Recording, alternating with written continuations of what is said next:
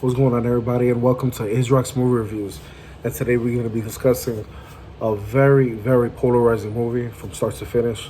And this guy, this director, obviously is no stranger to controversy, as most of his movies are really good, and most of them, half and half, fall under the spectrum of what happened. Uh, and actually a huge fan of his. Even when he misses. I like seeing the directors that if they're gonna miss, they miss by, going at it and giving it all they got. And this movie actually was one of his better films up to date. We're gonna be talking about Knock at the Cabin, which just came out, which stars Dave Bautista in the I say basically in the title role. And this movie, to me, I'm gonna just start off from the back. Start off right from the back. This movie to me needed more twists and turns, which is a problem for a lot of us as fans.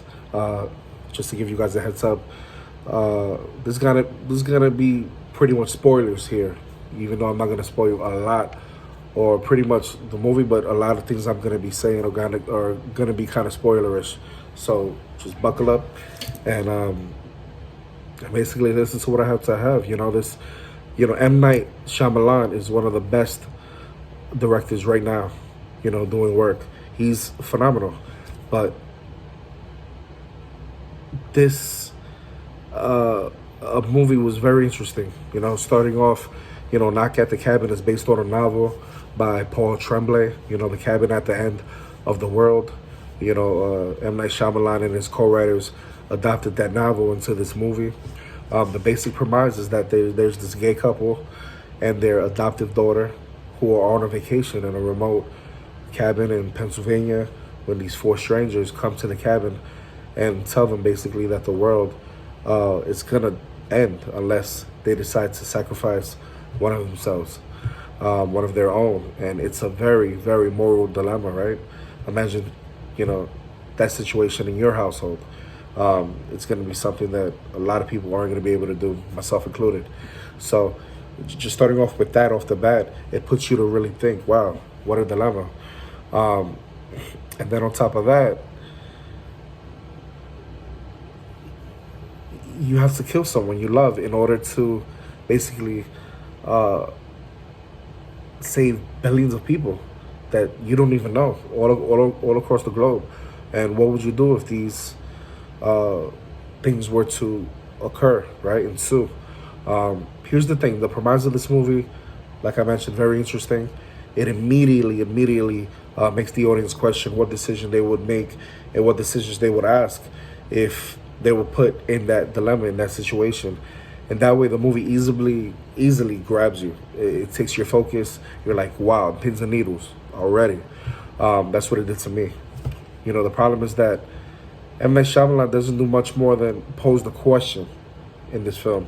And he goes through the motions of telling you what these guys do. It gets kind of repetitive, and there isn't enough development of the couple, the two gay men, as characters to help the audience, I feel, care about them, or why they make the decisions they make. Therefore, the movie becomes pretty frustrating and unsatisfying, and that isn't on the actors. I think the actors were phenomenal. I actually enjoyed them in their roles. They actually came to play. You can tell that they weren't joking around with these roles. They were very important to them. That's the way it seemed, right?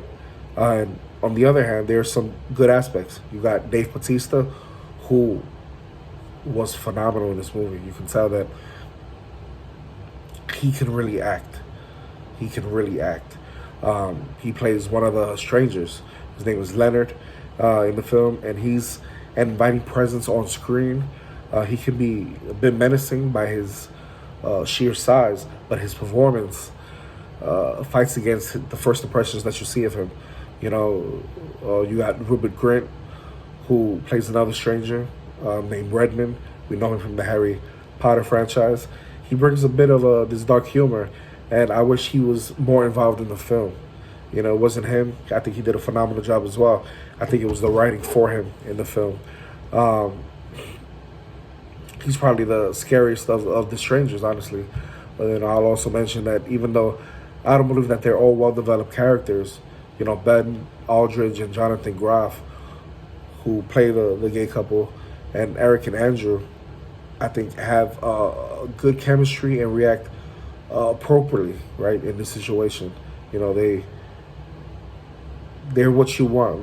The way they portray what's going on is the way you would envision it. Especially me, since I didn't read the book, I think they did a really, really good job. Um, I'll also say that no one does anything really dumb in this movie, which I appreciated it. You want to see some realism after a while in these films, which typically doesn't happen. But in these home invasion kind of films, this is a movie where they did, I think, basically all the right things. Eric and Andrew generally make smart decisions to help not only protect their family, but to protect each other and their little girl, who does a phenomenal job. That little girl was amazing. So the movie isn't frustrating because anyone comes out of character or does anything stupid in the film.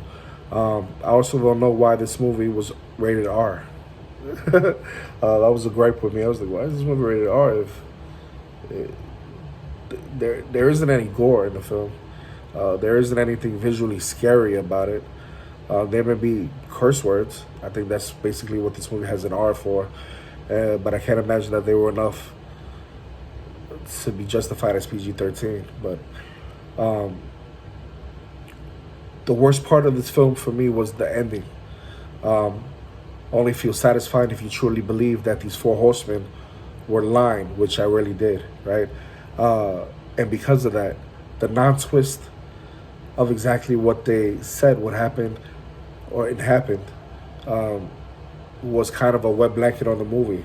I kept thinking that throughout the film, like, what's going to be the twist? What's going to be the twist? And it wasn't until the movie was actually over, I was like, wow. The twist of the film, spoiler alert, was that there was no twist.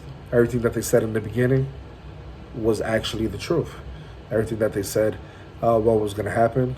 This movie basically tells you exactly what is going to happen, what will happen from the start, and that's that. So as long as you trust what they say, the film has, to me, zero impact whatsoever. The only reason, I gave it such a high grade was because the first 2/3 of the movie blew me away. But the last third was pretty abysmal, if I'm being honest. In conclusion, I think Knock at the Cabin was a decent entry. It was really good.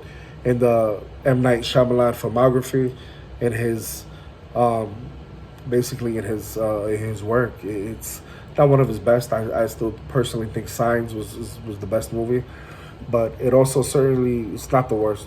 It's not the worst. There's a very good premise, great acting, great chemistry amongst the actors, which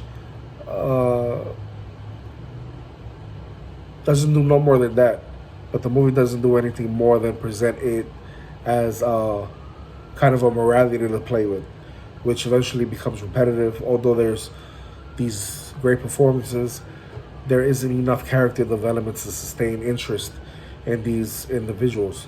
Knock at the Cabin is, I think, only good enough for a handful of people who are truly, truly fans of M. Night.